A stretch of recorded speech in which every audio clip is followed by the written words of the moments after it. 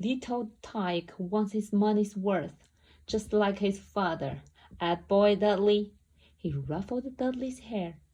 At that moment, the telephone rang and Aunt Petunia went to answer it while Harry and Uncle Vernon watched Dudley unwrap the racing bike, a video camera, a remote control airplane, 16 new computer games, and a VCR.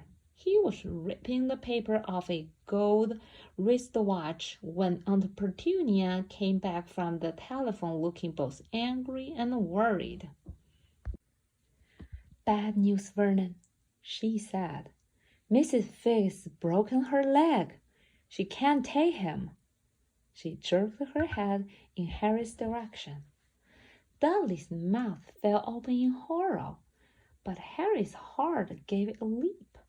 Every year on Dudley's birthday, his parents took him and a friend out for the day, to adventure parks, hamburger restaurants, or the movies. Every year Harry was left behind with Mrs. Figg, a mad old lady who lived 2 streets away. Harry hated it there. The whole house smelled of cabbage, and Mrs. Figg made him look at photographs of all the cats she'd ever owned. Now what? Said Aunt Petunia, looking furiously at Harry as though he'd planned this. Harry knew he ought to feel sorry that Mrs. Figg had broken her leg.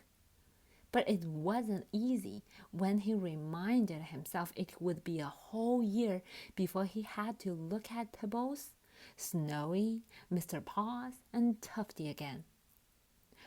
We could phone Marge, Uncle Vernon suggested. Don't be silly, Vernon. She hates the boy. The Dursleys often spoke about Harry like this, as though he wasn't there, or rather, as though he was something very nasty that couldn't understand them, like a slug. What's her name, your friend? Yvonne? On vacation in Majorca, snapped Aunt Petunia. You could just leave me here, Harry put in hopefully. He'd be able to watch what he wanted on television for a change and maybe even have a go on Dudley's computer. Aunt Petunia looked as though he'd just swallowed a lemon. And come back and find the house in ruins? She snarled.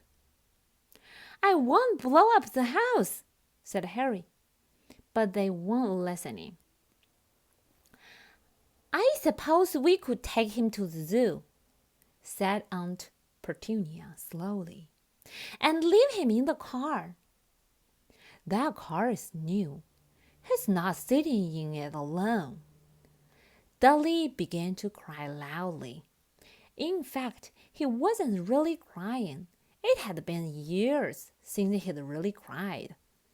But he knew that if he screwed up his face and wailed, his mother would give him anything he wanted.